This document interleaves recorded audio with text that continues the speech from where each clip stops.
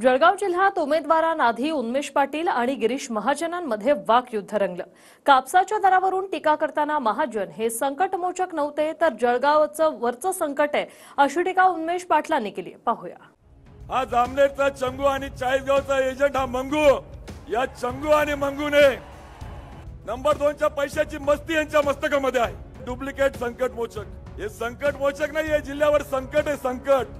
पण तुम्ही इतक्या जोरात बोलतायत ना, तुम्हाला भविष्यामध्ये कळेल तुमच्यावर काय संकट आहे म्हणून, तुमच्यावर काय संकट। जळगाव जिल्ह्यामध्ये उन्मेष पाटील आणि गिरीश महाजन यांच्यामध्ये वाकयुद्ध रंगलं।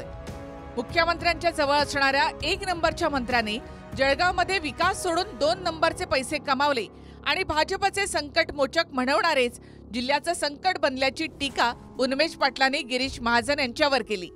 त्यावर बोलणाऱ्यांना कळेल की त्यांच्यावर काय संकट आहे असा इशारा गिरीश महाजन यांनी दिलाय। हा जामनेरचा चंगू आणि चाळीसगावचा एजंट हा मंगू, या चंगू आणि मंगूने नंबर 2 च्या पैशाची मस्ती यांच्या मस्तकामध्ये आहे। जूनच्या 4 तारखेला त्यांनी सांगितलं, जून महिन्यामध्ये मागच्या वर्षी कापसाच्या संदर्भात मी चांगला तोडगा काढतो। अरे मंगळ ग्रहाच्या मंदिरावर तुम्ही बोललात, हा मंगळ ग्रह तुम्हाला सोडणार नाही, तुम्ही आमच्या कापूस उत्पादकाला न्याय दिला नाही हे पण लक्षामध्ये राहू द्या। एका बाजूला भंडारा गोंदियाच्या भात उत्पादक शेतकऱ्याला 15,000 रुपये हेक्टरी अनुदान मिळतंय, यांची त्या कॅबिनेटला दाढ उठत नाही। सत्तेमधून कोणाला गाडता येईल का, याला पाडता येईल का, याला जिरवता येईल का, याला गुन्हा दाखल करता येईल का? या सत्तेच्या मस्तीमध्ये कार्यकर्ते यांना नोकर वाटायला लागले। डुप्लिकेट संकटमोचक, हे संकटमोचक नाही, हे जिल्ह्यावर संकट आहे, संकट। गिरीश महाजन कसले संकटमोचक, हे तर जिल्ह्यावरचं संकट आहे। हे म्हटलं जिल्ह्यावर असेल की नसेल मला माहित नाही, पण तुम्ही इतक्या जोरात बोलतायत ना, तुम्हाला भविष्यामध्ये कळेल तुमच्यावर काय संकट आहे म्हणून, तुमच्यावर काय संकट।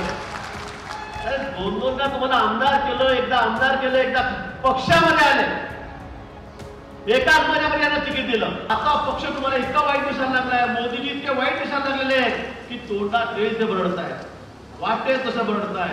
माझं त्यांना आव्हान आहे की तुम्ही जिल्हा किल्ल्यामध्ये बघू नका, फार फक्त तुम्ही तुमच्या चाळीसगावमध्ये तुम्ही बोंब पाडून दाखवा, चाळीसगावमध्ये दाखवा तुम्ही। जळगाव लोकसभेसाठी काल उद्धव ठाकरेंची तर भुसावळमध्ये फडणवीसांची सभा झाली। या सभेतून दोन्ही बाजूंना विजयाचा विश्वास व्यक्त केला गेलाय। जळगाव जिल्ह्यामध्ये रावेर आणि जळगाव हे 2 लोकसभा मतदारसंघ आहेत। रावेरमध्ये भाजपच्या रक्षा खडसे विरुद्ध शरद पवार गटाच्या श्रीराम पाटील यांच्यामध्ये लढत होते, तर जळगावमध्ये भाजपच्या स्मिता वाघ विरुद्ध ठाकरे गटाचे करण पवार यांच्यामध्ये सामना होतोय। गेल्यावेळी मोठं मताधिक्य मिळून सुद्धा यंदा उन्मेष पाटलांचा पत्ता कट झाला। त्यावरून नाराज उन्मेष पाटलांनी ठाकरे गटामध्ये प्रवेश करत त्यांचे समर्थक करण पवार यांना तिकीट मिळवून दिलं। महाराष्ट्रामध्ये भाजप खासदारांना बंड करण्याची ही पहिलीच घटना जळगावमध्ये घडली। मात्र जळगावमध्ये कुणी कुणाचं तिकीट कापलं यावरून सध्या राजकारण जोरात आहे। जळगावमध्ये लोकसभेत अमळनेर, एरंडोल, चाळीसगाव, पाचोरा, जळगाव शहर आणि जळगाव ग्रामीण या 6 विधानसभा येतात। 2019ला भाजपकडून लढलेल्या उन्मेष पाटलांना 7,13,874 तर त्यांच्या विरोधातील राष्ट्रवादीच्या गुलाबराव देवकरांना 3,02,257 मतं पडली होती। उन्मेष पाटील तब्बल 4,11,617 मतांनी जिंकून आले होते। सर्व 6 मतदारसंघांमध्ये उन्मेष पाटील लीडवर होते।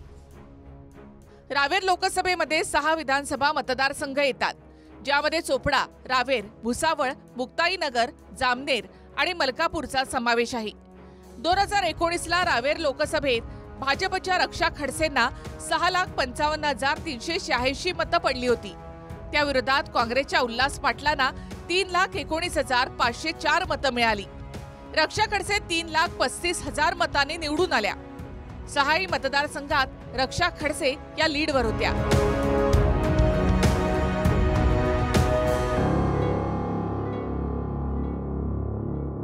खेमचंद कुमावतसह किशोरी पाटील, TV9 मराठी, जळगाव।